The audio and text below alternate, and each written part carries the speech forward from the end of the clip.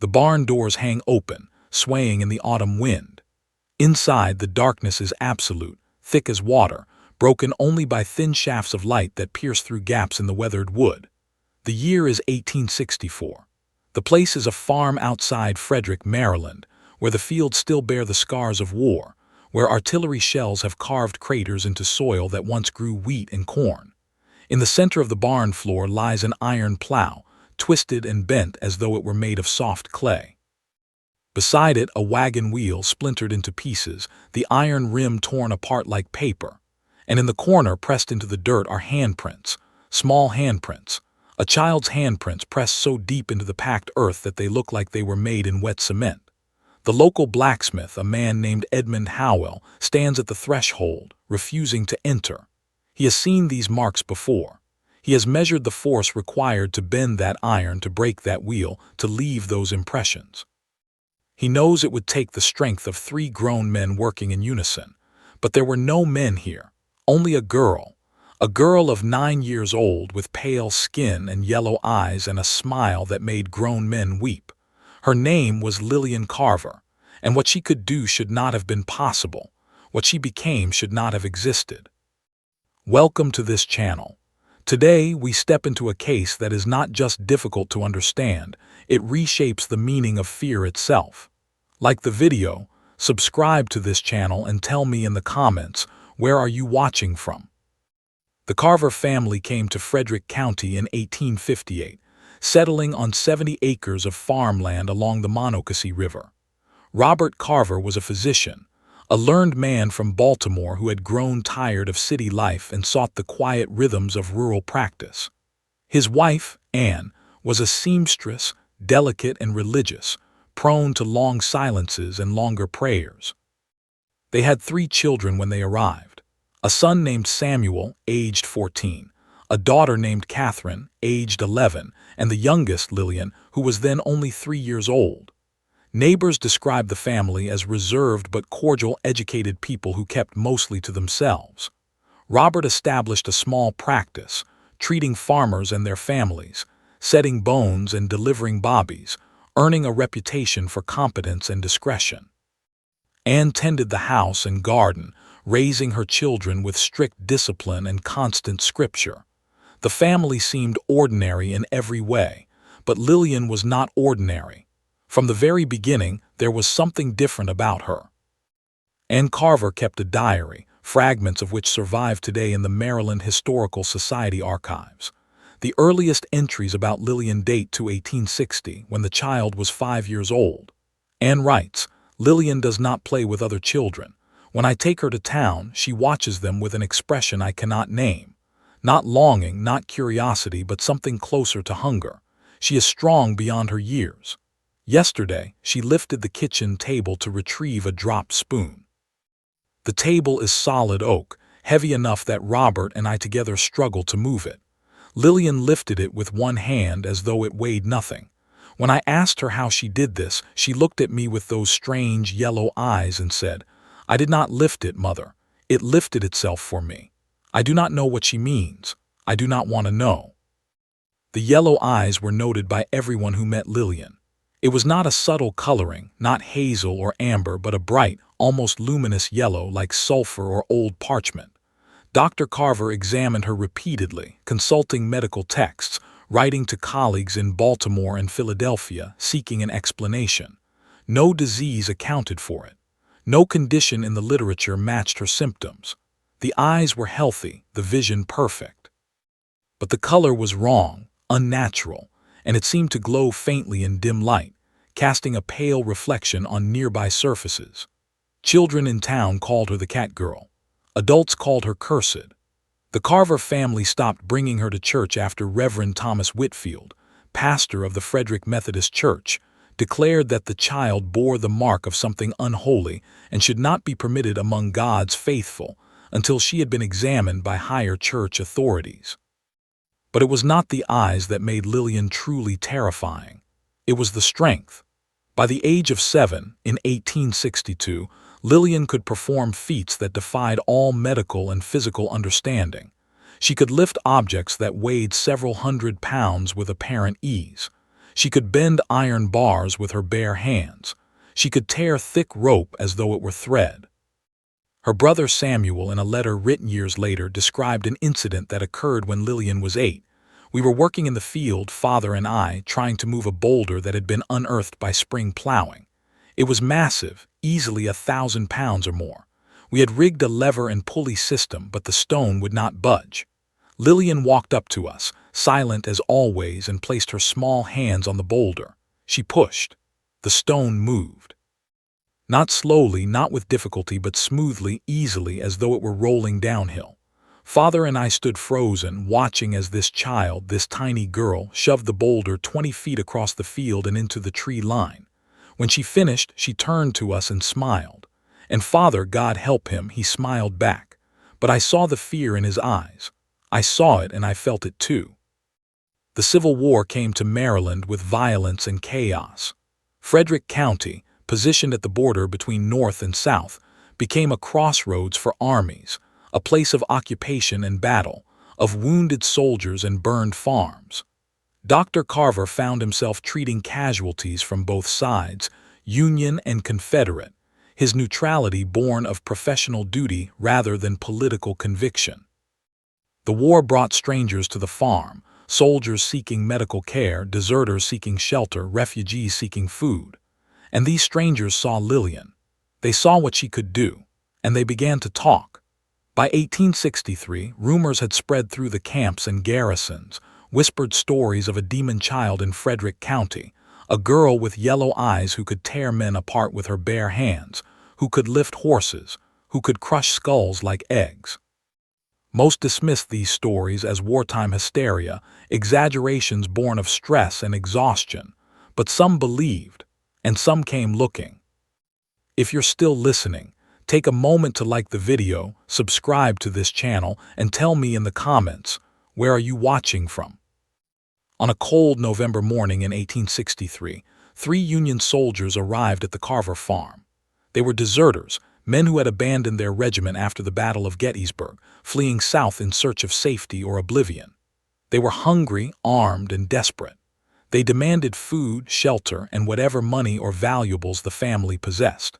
Dr. Carver, attempting to de-escalate the situation, invited them inside, offered them a meal, promised to give them what little he could spare.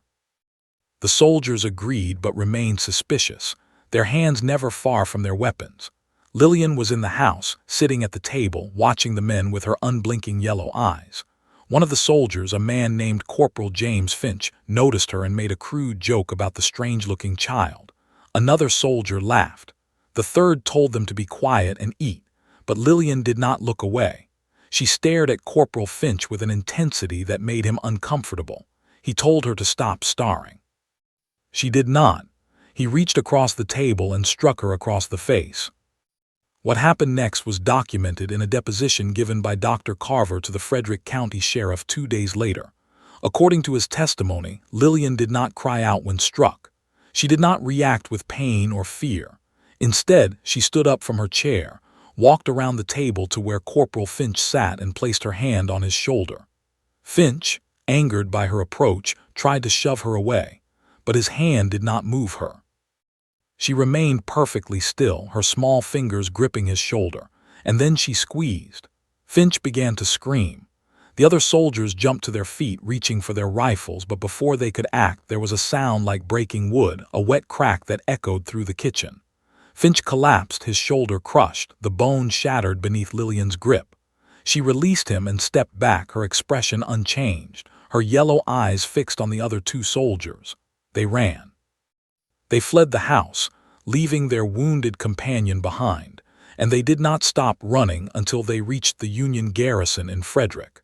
Finch died 3 hours later from shock and blood loss.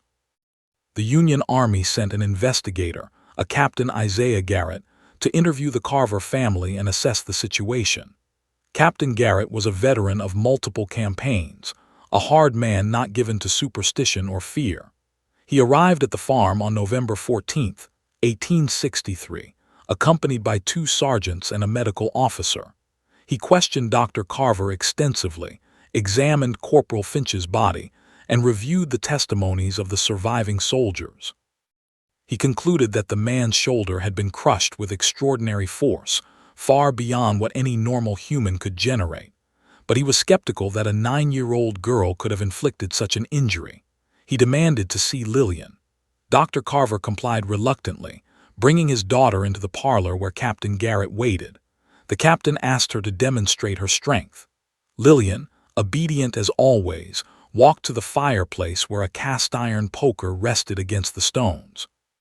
She picked it up, held it horizontally in front of her, and bent it into a U-shape with no visible effort. Captain Garrett watched in silence. He then asked her to straighten it. She did. He asked her to bend it again into a tighter curve. She did. He asked her to break it. She snapped the iron poker in half as though it were a dry twig. Captain Garrett left the farm that afternoon without issuing any formal charges or orders. But in his official report, filed with the Army of the Potomac on November 20th, 1863, he wrote, "I have witnessed phenomena that defy rational explanation. The child in question possesses physical capabilities that exceed any documented case of human strength. Whether this is the result of some unknown medical condition, some aberration of physiology, or something else entirely, I cannot say. What I can say is that the child is dangerous. She appears docile, obedient to her parents, and shows no overt signs of malice, but the capacity for violence is undeniable. I recommend that the family be monitored and that the child be kept isolated from the general population until her condition can be properly studied." The report was filed and forgotten, lost in the chaos of an ongoing war. But the story did not die. It spread, carried by soldiers and civilians, growing more elaborate and more disturbing with each retelling. Anne Carver's diary entries from this period become increasingly frantic. She writes, "I pray for guidance, but God is silent. Lillian grows stronger each day. She does not age as other children do. She is 9 years old now, but she looks no different than she did at 7. Her body does not change. Her height remains the same. Her face retains the features of a child much younger. I asked Dr. Reeves, who has known Lillian since infancy, if he noticed this strange, arrested development. He said he had not, but I saw the lie in his eyes. He is afraid of her. Everyone is afraid of her. I am afraid of her. She is my daughter and I love her, but I am afraid. She watches me at night. I wake to find her standing beside my bed, staring down at me with those terrible yellow eyes. When I ask what she wants, she says nothing. She only smiles." By 1864, the Carver family had become pariahs. Neighbors no longer visited. Patients stopped coming to Dr. Carver's practice. Deliveries of supplies were left at the gate rather than brought to the house. The family existed in a state of siege, isolated by fear and suspicion. Samuel Carver, now 20 years old, begged his father to send Lillian away, to an institution, to relatives in another state, anywhere that would remove her from their lives. Catherine, 17 and unmarried, refused to leave her room, terrified that her sister would come for her in the night.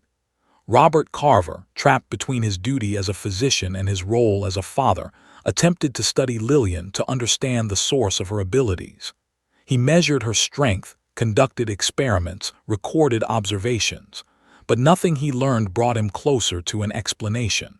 The strength was not muscular. Her body showed no unusual development, no enhanced musculature or skeletal structure. The strength simply existed, a force that manifested when she willed it, as though the physical laws that governed normal human beings did not apply to her. In March of 1864, a traveling preacher named Ezekiel Stone arrived in Frederick County. Stone was an itinerant revivalist, a fire and brimstone evangelist who moved from town to town, preaching about sin and redemption, about demons and possession, about the eternal struggle between God and the forces of darkness. He heard the stories about Lillian Carver, and he became convinced that the girl was possessed by a demon, that her unnatural strength was the result of demonic influence. He approached the Carver family, offering to perform an exorcism, to drive out the evil spirit and restore the child to normalcy. Anne Carver, desperate and exhausted, agreed. Robert objected but was overruled by his wife's conviction. The exorcism was scheduled for March 23, 1864, to be conducted in the Carver home with several witnesses present. If you're still listening, take a moment to like the video, subscribe to this channel, and tell me in the comments, where are you watching from? The exorcism began at dusk. Ezekiel Stone arrived with 4 assistants, men who had participated in similar rituals before, men who carried Bibles and crosses and vials of holy water.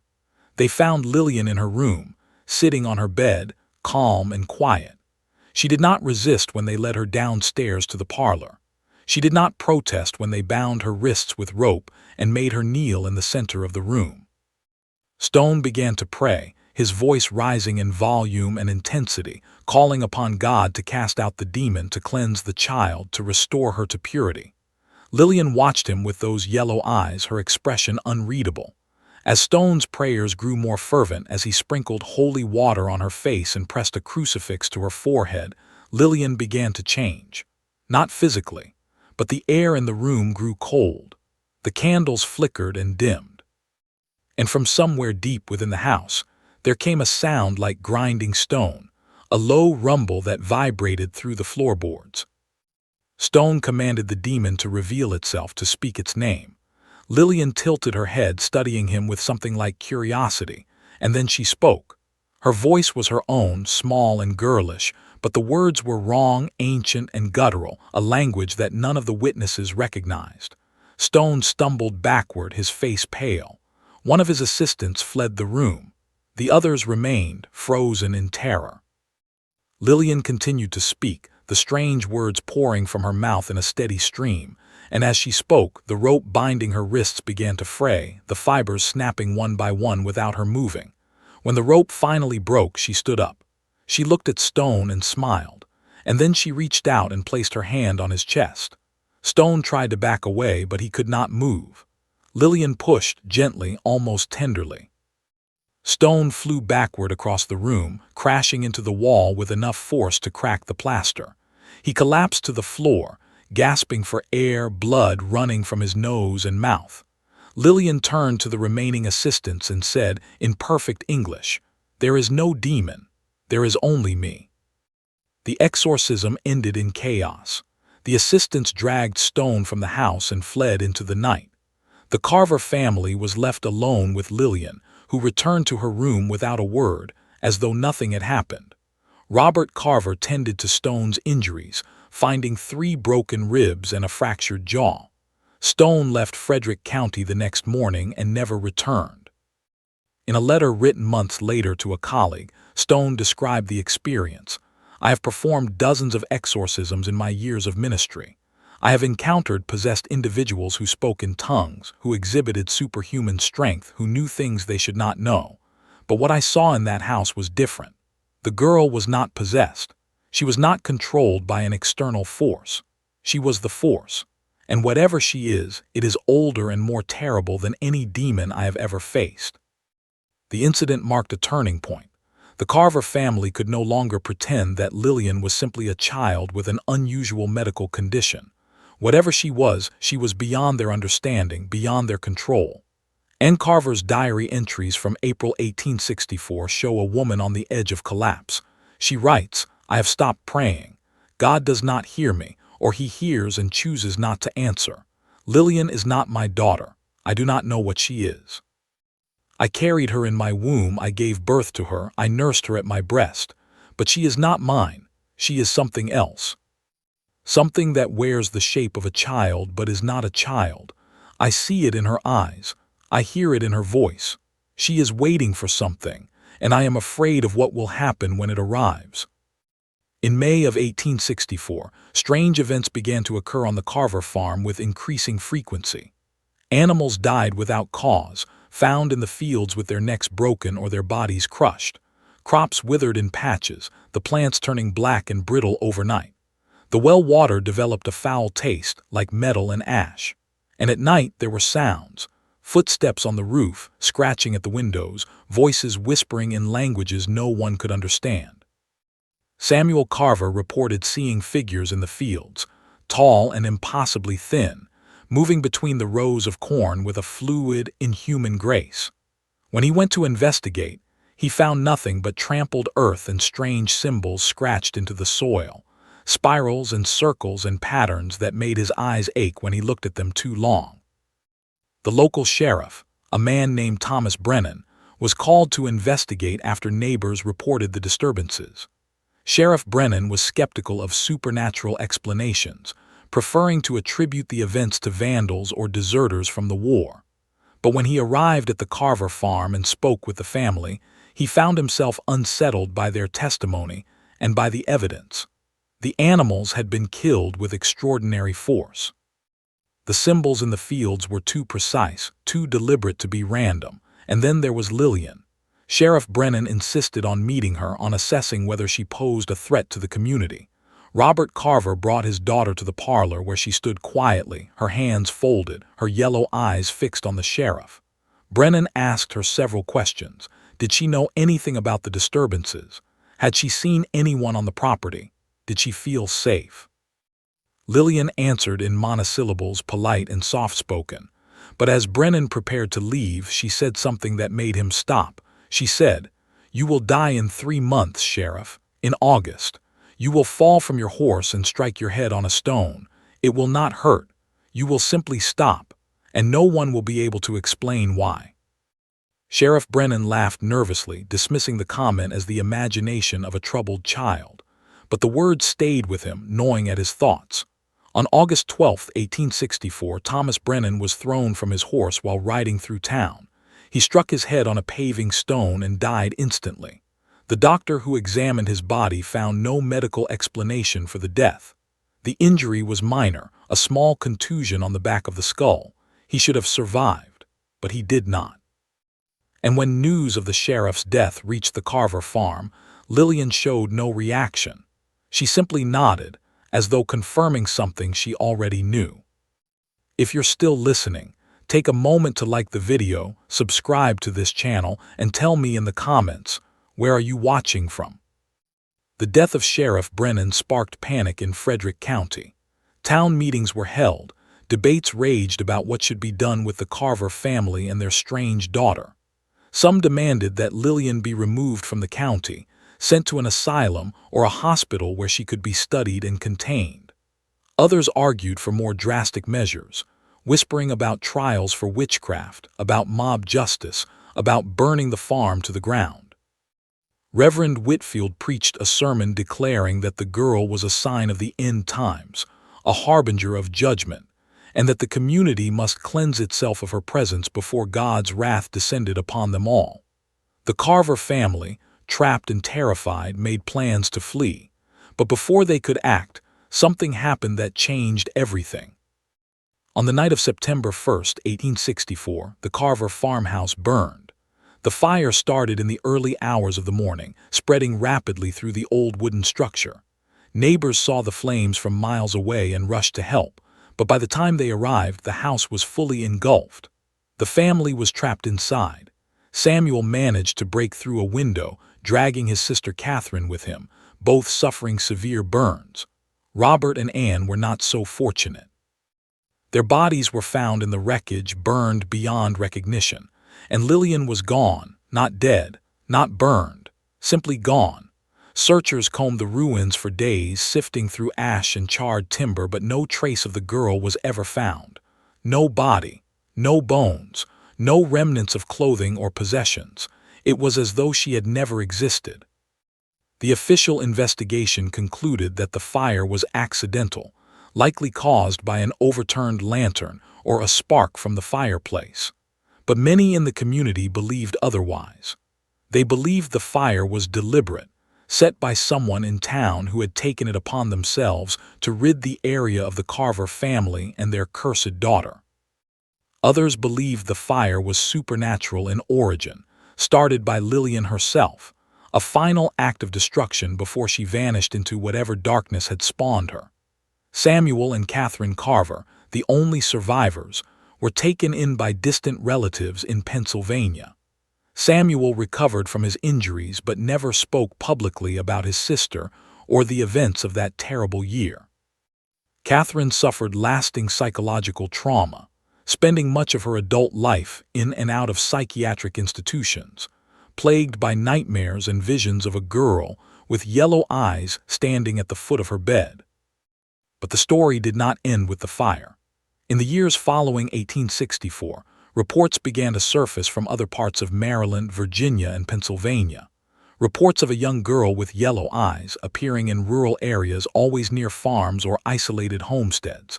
Witnesses described her as silent and watchful, standing at the edges of fields or beside roads, never speaking, never approaching, just observing. And wherever she appeared, strange things followed. Livestock died. Crops failed. People fell ill with mysterious ailments. And always there were stories of impossible strength, of the girl lifting objects that should have been immovable, of her bending metal, of her crushing stone with her bare hands. In 1872, a farmer in Shenandoah County, Virginia, reported that his barn had been destroyed, the timber torn apart as though by a tornado, though the weather had been calm. Inside the wreckage, he found small handprints pressed into the iron fittings, marks that matched the size of a child's hand. In 1879, a family in Adams County, Pennsylvania, claimed that their daughter had been visited by a strange girl who appeared in her bedroom at night, a girl with yellow eyes who told her things, secrets about the future, warnings about deaths that had not yet occurred.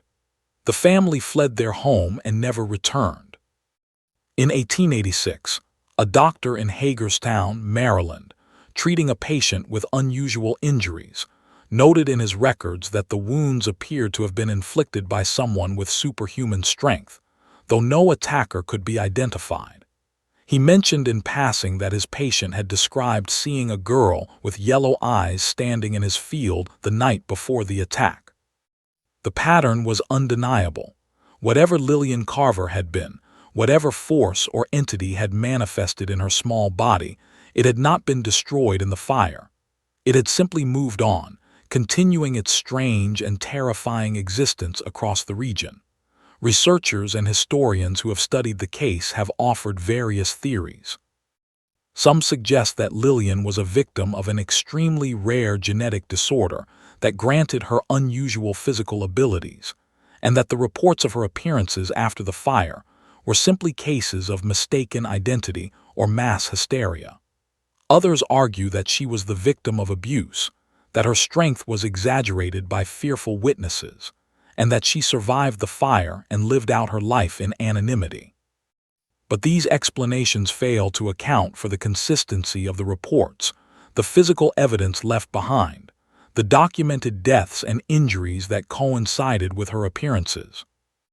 There is another theory, one that is whispered in academic circles but rarely committed to print. This theory suggests that Lillian Carver was not a human child at all, but something that took the form of a child, a being from some other realm or dimension that had chosen to manifest in our world. The yellow eyes, the impossible strength, the arrested development, the ability to predict deaths, all of these were signs that she was not bound by the same physical and temporal laws that govern human existence. This theory proposes that the fire did not destroy her because she could not be destroyed, that she simply chose to leave, to move on to another location, another manifestation. And if this theory is correct, then the question becomes not what happened to Lillian Carver, but what is Lillian Carver? And is she still out there? If you're still listening, take a moment to like the video, subscribe to this channel, and tell me in the comments, where are you watching from? In 1912, a photograph surfaced in an estate sale in Baltimore. The photograph showed a group of children standing in front of a schoolhouse dated 1896. Among the children, standing slightly apart from the others, was a girl with pale skin and strikingly light eyes that appeared almost luminous in the faded image. The girl looked to be about 9 years old, the same age Lillian had been when she disappeared. A local historian who purchased the photograph noted the resemblance and attempted to trace the identities of the children in the image. All were accounted for except one, the girl with the light eyes. No one remembered her name. No one remembered her attending the school. She was simply there in the photograph and nowhere else. In 1931, during the Great Depression, a social worker in rural West Virginia documented a case involving a family who claimed their farm was being terrorized by a young girl who appeared at night and performed acts of vandalism requiring extraordinary strength. The family described the girl as having yellow eyes and an unsettling smile. When the social worker visited the farm, she found evidence of the damage: fence posts uprooted, machinery torn apart, deep handprints in metal surfaces. But she never saw the girl. The family abandoned the farm shortly after and the property fell into ruin. Local residents avoided the area, claiming it was cursed. The most recent confirmed sighting occurred in 1947. A truck driver traveling through western Maryland reported picking up a hitchhiker, a young girl who stood alone on a remote stretch of highway at night. The driver said the girl climbed into the cab without speaking, sat staring ahead with bright yellow eyes, and remained silent for nearly an hour. When he asked where she was going, she turned to look at him and said, "I am going where I have always gone, to watch, to wait, to be what I am." The driver, unnerved, pulled over at the next town and told the girl to get out. She complied without protest, stepping out of the truck and walking into the darkness.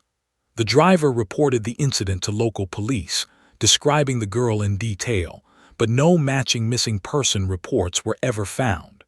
And the description matched Lillian Carver perfectly, down to the yellow eyes and the unsettling smile. But if the girl in the truck was Lillian, she would have been 90 years old in 1947, far too old to appear as a child. Unless, of course, she was not aging. Unless she was frozen in time, eternal and unchanging. The case of Lillian Carver remains one of the most documented yet least understood events in American history. The physical evidence is undeniable: the bent iron, the crushed stone, the testimonies of dozens of credible witnesses. But the explanations remain elusive. Was she a medical anomaly, a child with a condition so rare that it has never been seen before or since? Was she the victim of mass delusion, a scapegoat for the fears and anxieties of a community torn apart by war? Or was she something else entirely, something that exists outside the boundaries of human understanding, a being that walked among us wearing the mask of a child, watching, waiting, demonstrating a power that no human should possess? The answer, if it exists, remains hidden in the spaces between documented fact and whispered legend. What we know for certain is this: Lillian Carver existed. She lived in Frederick County, Maryland in the 1860s. She possessed strength that defied all physical explanation. She predicted the death of Sheriff Thomas Brennan with perfect accuracy. She vanished in a fire that destroyed her family but left no trace of her body. And in the years since, there have been sightings, reports, encounters with a girl who matches her description. A girl who does not age, who appears and disappears like a ghost, who leaves behind evidence of impossible strength and impossible knowledge. Whether these sightings are of the same Lillian Carver, whether she is still alive, still wandering, still watching, we cannot say with certainty. But the pattern is there. The evidence is there. And the question remains. The final entry in Ann Carver's diary, dated August 31st, 1864, the night before the fire, reads simply, "I have tried to love her. I have tried to see her as my daughter, as a child of God, as something innocent and worthy of protection. But I cannot. When I look at her, I see something looking back that is not human, that has never been human. She is waiting for something. She has been waiting since the day she was born. And tomorrow, I fear, her waiting will end. I do not know what will happen then. I only know that I am afraid, and I have never stopped being afraid." The fire came the next night, the family died, Lillian vanished, and the waiting, it seems, continues.